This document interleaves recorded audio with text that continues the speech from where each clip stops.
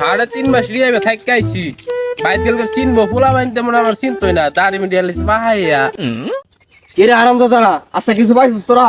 আরে না আমরা কইতে পাই মেডা ওর মেডা হেবা দেখ নতুন একটা গার্লস স্কুল হইছে অন সব পোলাবান হেন দাই যায় এন্দারায় না তোরা আগে কইছিলাম এটা যেন আঙ্গ ব্যবসা ধুয়াইস না আমার সব পেয়ে খাওয়া লাগতেছে। হ্যাঁ আমার তো একটা ডাইরেক্টর সব পেয়ে যায়া কয়টি আর গাইছি 200 টাকা গাইছি বেশি টেকি গাইছি আমি এই 200 টাকা তো আঙ্গুর বঞ্জি এই 200 টাকা তো অন্য কে কারা মন তে না একটা অন্য ভাত খাবি কি দেখাইবি অন মন চস কাহিনী।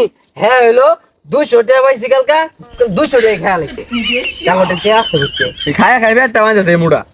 আসসালামু আলাইকুম। ওয়ালাইকুম আসসালাম। এটা ফয়সাল না? এ ভাইজা আলে দিকে আয়। আমার ডায়গাটা আবার কিরে কই গেছিলি তুই? আর কইস না তোর ভাবি মানে 3.5 মাসের রিয়াবে ফাটাইছিন রিয়াবে তাইছি এখন তোর দি 3.5 মাসে তোর দাড়ি মানে সাদা হয়ে গেছে কাই নাকি রে?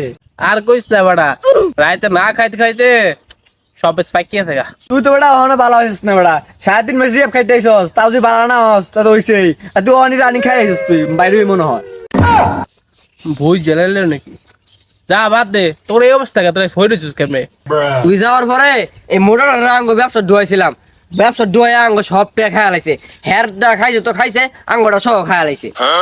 আচ্ছা বাদ দে আমি দাইছি আর একটা কথা কই হন আর আজকেটা মিলাই